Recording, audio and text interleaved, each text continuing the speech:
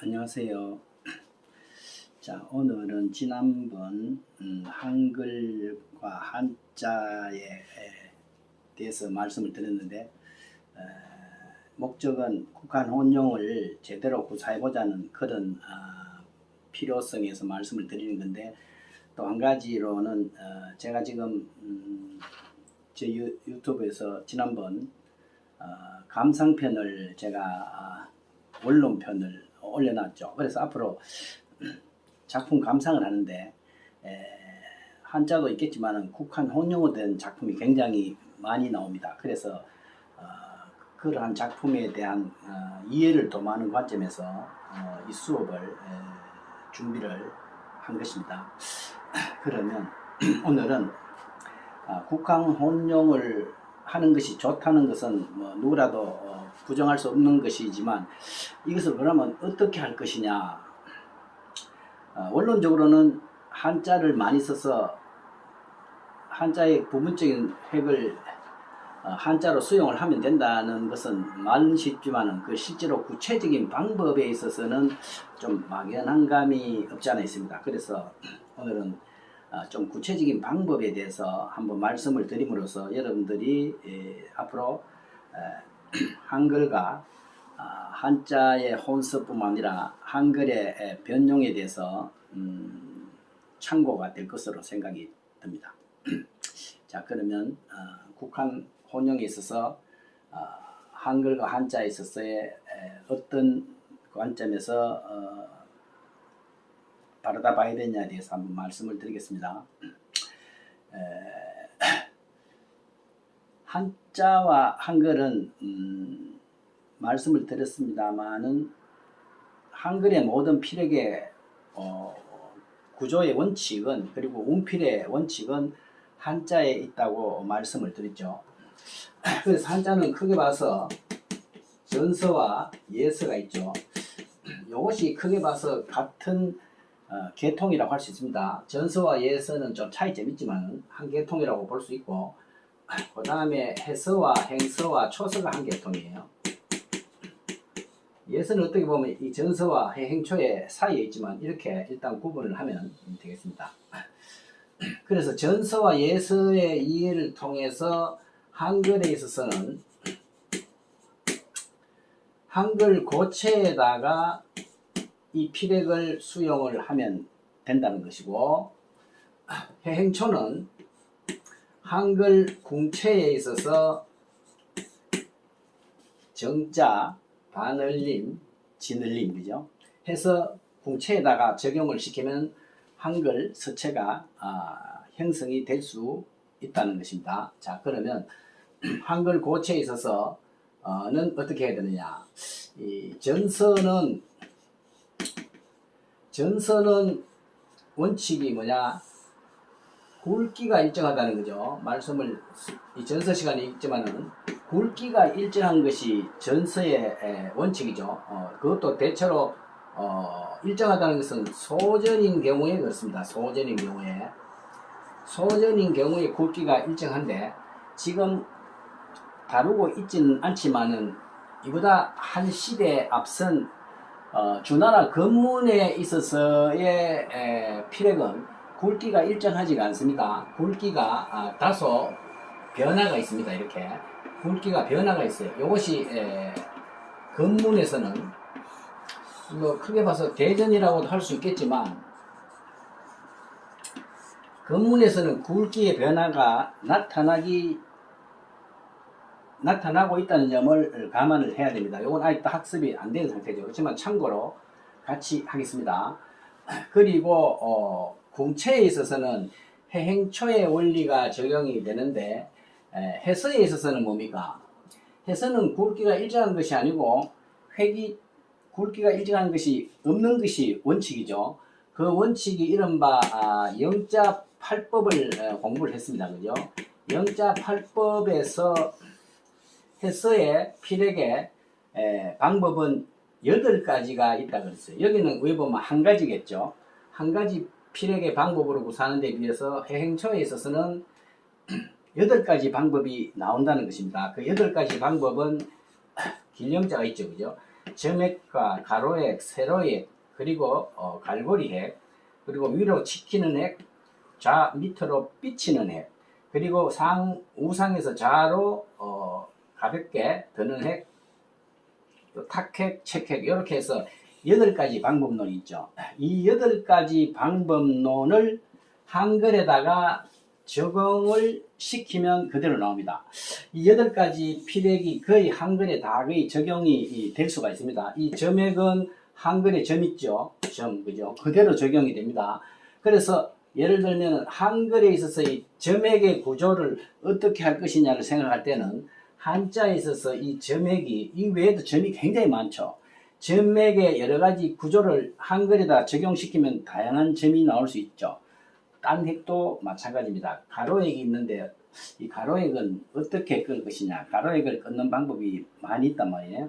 그래서 가로액을 끊는 방법, 또는 여기서 세로액으로 이어지는 이 기역자의 우견절이라고 그러는데, 기역자 하는 방법이 또 한자에는 많이 나오죠. 그 기역 그대로 해서 이렇게 하면 기역이 되겠죠. 그죠? 그래서 이 모든 한자의 모든 영자팔법에 준하는 이 방법을 그대로 궁체에 넣으면 궁체가 특징을 띄울 수 있다, 이런 이야기가 되겠습니다. 원칙적으로 전서의 기본핵은 고체에, 해서의 영자팔법을 기준으로 해서 행서가 되든 초서가 되든 간에 이 한자의 기본 운필법을 한글에다가 그대로 넣으면 한글도 다양한 글꼴을 낼 수가 있다는 이 원리입니다. 자, 그러면 구체적으로 들어가서 한글 고체에 있어서는 어떻게 할 것이냐는 거죠. 한자는 참 무수히 많은 글꼴이 있고 복잡지만 한글은 사실 너무 간단하죠. 어떻게 보면 세계에서 가장 간단한 문자 구조가 한글이라고 볼 수 있기 때문에 한글은 어떻습니까? 이렇게 고체인 경우에 거의 모든 구조가 요 간단한 구조 안에 다 들어가 있어요. 그죠? 기역, 니은, 띠끌이을 제가 한글 고체에서 이야기했습니다. 여기에서 빠진 것은 점액과 동그라미가 추가돼요. 기역, 니은, 띠끌이을, 미음, 비읍, 시옷, 이거 다 들어가죠. 그죠? 그래서 아주 간단한 가로액과 세로액, 사선액만 알면, 점액과 동그라미만 구사하면은 한글 고체는 열넉자죠. 열넉자는 아주 기본 구조이기 때문에 아주 복잡 다양한 전서에서 이 기본적인 걸 떼오는 것은 아주 쉽습니다. 그죠? 그렇게 해서 굵기가 일정하고 경사가 없는 한글 고체는 이 원리만 이해하면 아주 간단하고 짧은 시간에 체득을 할 수가 있습니다. 그 다음에 이 궁체는 어떻게 할 것이냐는 거죠. 궁체는 해서에서 나온다고 그랬죠. 해서에서는 이렇게 기본적인 획들이 8가지가 제시가 되어 있고, 해서에서는 자형은 굉장히 복잡하게 많이 나오죠. 그러한 어떤 특정 서가의 필체를 부분적으로 수용하면은 한글에 역시 그대로 적용이 될 수 있다는 겁니다. 궁체의 경우는 하나 예를 들죠. 궁체의 경우도 저 원리와 마찬가지로 하지만 약간의 자형의 굵기의 변화와 각도의 변화가 있을 뿐 이 기본 구조에 그대로 적용이 됩니다. 예를 들어서 점액을 어떻게 생각하느냐는 거죠. 저 한글 고체에서의 점액은 완전히 둥그렇죠. 이렇게 그죠. 이 둥근 점액이 뒤로 가면서 어떻게 바뀌느냐면 최종적으로 이렇게 바뀌죠. 그죠. 이렇게 바뀌는데 이러한 점을 이거 점 외에도 뭐 점액이 몇 가지 더 나올 수 있겠죠. 안 그래도. 그렇지만 대표적으로 상단에 찍히는 점액을 볼 때 이러한 점은 한자에서 영자팔법에서 첫 점에 찾아보면 서가에 따라서 무수한 점들이 나오게 돼 있죠. 시대에 따라서. 그 점을 수용을 하면은 한글에 있어서의 자기 개인적인 특정적인 점을 만들 수가 있습니다. 당나라 때는 이렇게 되었겠지만은 육조시대 때 가서는 이 점액이 이렇게도 나오고 어떤 거는 보면은 뭐 굉장히 다양하게 나오죠. 이렇게도 나올 수 있고. 그래서 한자의 점액을 한글에다가 옮길 수 있는 방법이라는 것은 법첩의 종류만큼이나 다양하게 나오게 되어 있습니다. 자, 그 다음에 가로 꺾기 있죠. 가로 꺾기는 뭐 한자에서 뭐 너무너무 많이 나오죠. 가로 꺾기. 그죠? 여기서 이렇게 가로 끊는 방법 있죠. 대표적으로 가로획입니다. 가로획은 만약의 기초이기 때문에 가로 끊는 방법, 어떤 사람은 이렇게 모를 고양순처럼 모를 지우는 사람이 있고 안진경처럼 둥글게 둥근 해구를 하는 사람이 그죠? 이거를 취할 것이냐, 이걸 취할 것이냐에 따라서 글씨 전체의 분위기는 완전히 달라지는 거죠. 그래서 방필이냐, 방필로 할 것이냐, 원필로 할 것이냐를 정하면은 글씨 전체의 풍모가 일단 바뀝니다. 그리고 세부적으로 묘지명 같은 경우는 어떻게 생겼어요? 묘지명 같은 경우는 가로획이 이렇게 생겼죠.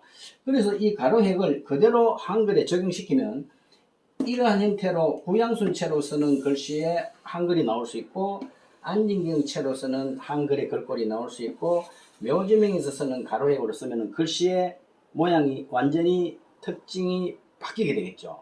그런 식으로 한자의 기본적인 필력을 한글에 적용시키면 한글 자체에 한자만큼 다양한 한글의 글꼴을 만들어낼 수 있다는 것입니다. 그래서 예를 들면 지금 점액만 다스려 봤습니다만은 이런 핵 있죠. 이런 핵 그죠? 말하자면 이런 두 핵 핵이름으로 치면은 별핵과 책핵은 어떻게 할 것이냐? 별핵과 책핵은 시옷과 치엇 같은데 그대로 적용이 되죠. 이렇게 와서 지엇을 하는데 어떻게 할 것이냐는 거죠. 그러면 가로끄기는 이걸 띄우고 그 다음에 여기서 이렇게 오는 것은 이 별핵을 띄우는 거죠. 한자에는 보면 이 획이 굉장히 많죠. 이렇게 지어자에 해당하는 것이 그대로 띄우면 되는 거예요. 예를 들면 한자에 있어서 이거 무슨 자입니까? 평자지요. 육조시대 때는 평자를 거의 이렇게 썼어요. 당나라 때는 이렇게 분리가 되는데 육조시대는 평자를 이렇게 써요. 이 자체가 뭡니까? 지어자죠. 지어자 그죠? 그래서 평자의 이 부분적인 필력을 가져오면 그대로 지읒이 됩니다. 그죠? 그리고 그 나머지도 그렇죠.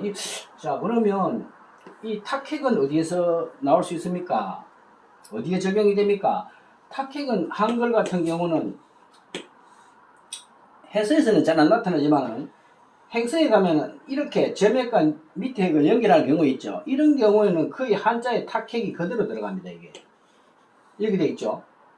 그래서 영자팔법의 탁핵을 행서로 이해하면은 한글에 여기에 그대로 적용이 됩니다. 이 구획은 없지 않습니까? 이렇게 하는데 이 구획은 한글에서는 구획은 직접적으로 없지만은 사실 행초를 쓰다 보면 자연스럽게 생기는 것입니다. 기역자를 쓰는데 그냥 이렇게 쓰는 것이 아니고 기역자를 써서 이렇게 하다 보면 갈고리가 생기는 수가 있죠. 그죠? 이렇게 가서 돌아오다 보면 기역자 갈고리가 생기는 수도 있어요. 한자에서 이렇게 와서 이렇게 가는 경우에 바람풍자 같은 경우에 이런 부분적인 필력을 한글 흘림에다가 적용을 하게 되면은 한자의 그 근본적인 용필이 한글에 적용이 될 수 있다는 것입니다.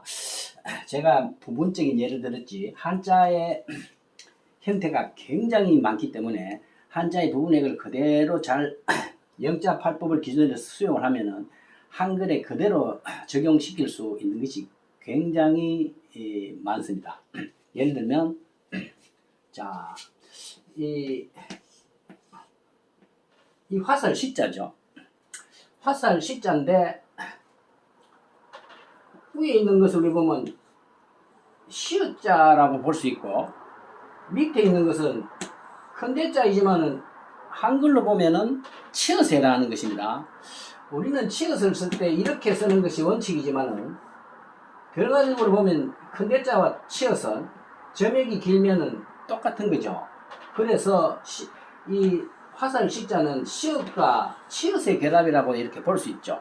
그죠? 그래서 여기서 시옷하는 방법 띄울 수 있죠. 솥 할 때 이렇게 있죠. 이런 경우는 이걸 띄우는 거죠. 그리고 큰대자인 경우는 이것이 치엇이 될 수도 있다. 그죠? 그래서 예를 들면은 소자를 쓴다. 소대 할 때 그죠? 소대를 쓴다 할 때는 이 자체가 왜 보면 화살 시자하고 같습니다. 그죠? 화살 시자를 그대로 돌고 오면 이렇게 하면은 화살 시자도 되지만 한글 소자도 된다는 거죠. 그래서 굉장히 무수한 다양한 글꼴의 서풍의 글씨를 자세히 부분적으로 살펴보면은 한글 그 자체인 것이 굉장히 많다는 것입니다. 예를 들면 또 한 개 더 들어볼까요? 설립자가 이렇게 있죠. 설립자에 위에 점 띄어가지고 한글 점에 적용을 하고, 이거 띄고 밑에 이게 뭡니까? 그 자체가 바로 피업이죠. 그래서 한자에서 이 설립자가 들어가는 걸 자세히 보면은 한글 피업에 무궁무진한 변화를 줄 수가 있다는 것입니다. 이것도 피업이죠. 이렇게 실제로 살펴보면은 한자의 부분적인 필획이 워낙 많기 때문에 간단한 한글에는 그대로 적용시킬 수 있는 것이 굉장히 많다는 사실입니다. 자, 그래서 1차적으로 영자팔법을 이해한 다음에 방이냐 원이냐를 적용하는 데 따라서 글꼴이 굉장히 많이 바뀌고, 그리고 일개인의 서풍이 있죠. 서체, 구양순이니 안진경이니 황상곡이니 하는 그런 글꼴을 잘 살펴보면서 그 글꼴에서 나오는 부분적인 필획을 영자팔법에 준해서 적용을 시키면 한글이 된다 하는 거죠. 사실 해보면은 쉬운 것은 아닙니다만은 우리 보면 잘 숨은 그림 찾기처럼 한자에는 한글 구조가 다 들어가 있다 하는 사실입니다. 요 점을 착안을 해서 한자와 한글을 따로 공부를 좀 하면서 특히 한자 공부할 때는 한글을 염두를 하고 한글 공부할 때는 한자를 염두를 해서 요것은 떼서 한글로 쓰면 좋겠다는 생각을 가지고 하게 되면은 국한 혼용문이 자연스럽게 어울리는 방법을 체득하게 되어 있습니다. 근본적으로 중요한 것은 한글의 자체의 공부를 따로 일단 하고 한자 자체의 공부가 따로 되어 있으면 이 두 개만 결합을 하게 되는 거죠. 한글 쓰면서 한자를 같이 공부를 하는데 한자를 의식하지 않으면, 혼용을 의식하지 않으면 이 자기 국한 혼용문이 나올 수가 없어요. 한자도 마찬가지로 한자 쓰면서 한글을 무시해버리고 관심 없으면 국한 혼용을 할 수가 없어요. 서로 따로따로 나름대로의 발전이 따로 있었기 때문에 이 두 개를 공부를 하면서 한글 할 때는 한자 할 때는 한글을 염두를 하면서 자기가 그 특정적인 부분을 떼게 되면 특징적인 자기 글꼴을 개발하게 되어 있습니다. 자, 이렇게 해서 여러분 한번 실험을 해보시고 사실 원론적으로는 한글과 한자를 많이 쓰게 되면은 저절로 그것이 혼용이 되어 나오는 것이지만은 조금 더 구체적인 방법으로서 이 방법을 빌어서 쓰게 되면은 비교적 짧은 시간에 성과를 낼 수 있다 하는 이야기입니다. 자, 이런 점을 참조하시고 이 한글과 한자를 서로 알게 되면은 작품이 굉장히 다양하게 작품이 구사될 수가 있어요. 예를 들면은 한글 작품을 쓰는데 한글만 써놓으면 좀 지루하지만 특정 제목은 한자가 들어가면은 한자와 한글에 이것도 일단 혼용이라고 볼 수 있고, 그 세부적인 문장에 있어서도 특징적인 한자어는 한자어가 들어가 줌으로 해서 그 내용을 조금 더 구체적으로 파악할 수 있는 이런 장점도 있고, 그래서 너무 한글 위주의 작품이나 한자 위주의 작품은 조금 비해서 좀 지루한 데 비해서 국한 혼용은 어렵지만 좀 다채로울 수가 있습니다. 이것은 단순히 글씨의 세계에서만 국한되는 것이 아니고 우리 일상생활에서 우리가 음식을 해먹는데 한국식 한식만 이렇게 해먹는 사람, 그리고 또 중국 음식만 먹는 사람, 이 두 부류가 있죠. 근데 가장 이상적인 건 뭡니까? 한식과 중식이 서로 어우러지면 훨씬 더 맛있는 음식을 만들어서 더 맛있게 오래 먹을 수 있는 원리와 같습니다. 한식을 먹으면서 중국 음식을 생각하고 중국 음식을 먹으면서 이 중국 음식을 이 요리법을 어떻게 한국 음식에 적용을 하면 맛이 어떨까 해서 한번 이렇게 나름대로의 음식을 만들어 보면 이거 특징적으로 맛이 특이하다 이렇게 느끼는 것과 같습니다. 가장 이상적인 것은 한식과 중식을 잘 절충하는 것이 우리 입맛을 돋우게 한다는 것. 역시 예술적으로도 시각적으로도 마찬가지로 한글과 한자를 잘 융합시키는 것. 이것이 서예를 표현하고 감상하는데 대단히 중요한 요소이니까 참조하셔서 여러분 작품하는데 도움이 되시기를 바랍니다. 예, 감사합니다.